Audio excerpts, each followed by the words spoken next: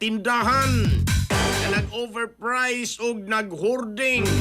Mamahimong i-report sa DTI 7. Report lang mga higala, kadaghanan nila.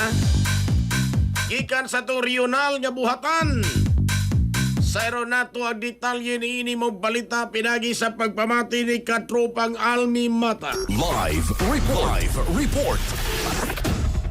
Yes, giawag sa Department of Trade and Industry sa Central Visayas kung DTI 7 ang mga consumer sa reyon nga dayong i-report sa pinakadol nga opisina sa DTI ang bisan unsang overpricing, hoarding o guban pandili patas nga pamaagi sa pagnegosyo.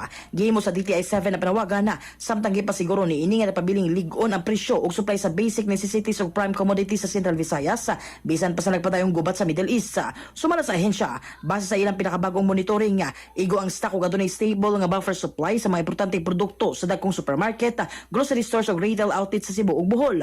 Gipaday usab sa DTI nga padayon nga naglihok ang distribution channel ug ang mga retailer nagsunod sa suggested retail price nga gitakda sa gobyerno alang sa mga sakop nga produkto aron na masiguro nga accessible gihapon kini sa mga consumer. Bisan pa niini giagat gihapon na sa ahensya ang publiko nga mapabiling alerto ug mutabang sa pag-report sa posibleng pag-abuso sa merkado.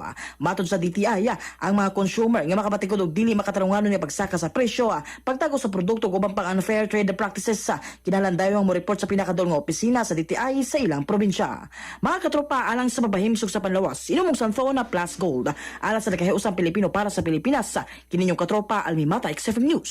XFM report.